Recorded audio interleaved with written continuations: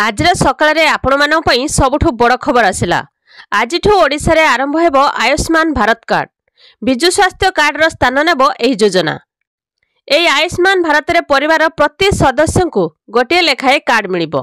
देश रे 29,000 हॉस्पिटल ले रोगी माने एही चिकित्सा सुविधा पाई परिबे।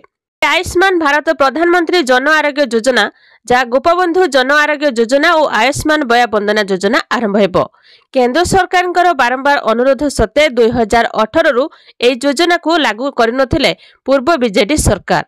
तेबे निजस्व विजु स्वास्थ्य कार्ड योजना चलाइथिले सरकार। एबे एही बीएसकेवाई योजनार स्थान नेबो आयुष्मान योजना। प्राथमिक भावे किछि लोकों को आयुष्मान कार्ड देवा पई नुआ कार्ड प्रस्तुत हो रही। एही आयुष्मान योजना रे राज्यर 3.46 लोकों को मिलिबो आयुष्मान कार्ड। उपकृत हेबे 1.3 रु अधिक परिवार। ए रोगी को कैशलेस सुविधा दिया जिवो। परिवारर प्रति सदस्य को गोटे लेखाए कार्ड मिलिबो।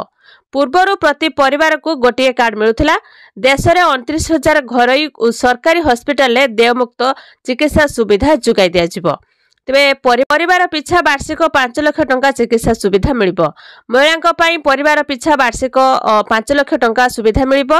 70 वर्षर अधिक लोकों को मिलिबो बायबंदना कार्ड। एही आयुष्मान योजना कार्ड रे प्रचार और प्रसार पई मंत्री को दायित्व दिया जायछि। नया थिला आयुष्मान कार्ड को नै गुटे छोट इनफॉरमेशन। 6 वर्ष परे ओडिसा रे लागू हेबो आयुष्मान कार्ड। एही आयुष्मान कार्ड विजु स्वास्थ्य कार्ड रो स्थान नेबो। तेबे कटक रे केंद्र स्वास्थ्य मंत्री जेपी नड्डा को उपस्थिति रे आयुष्मान योजना आरंभ हेबाकू जाउछि। एही आयुष्मान भारत रे प्रति सदस्य को गोटे लेखाए कार्ड मिलिबो।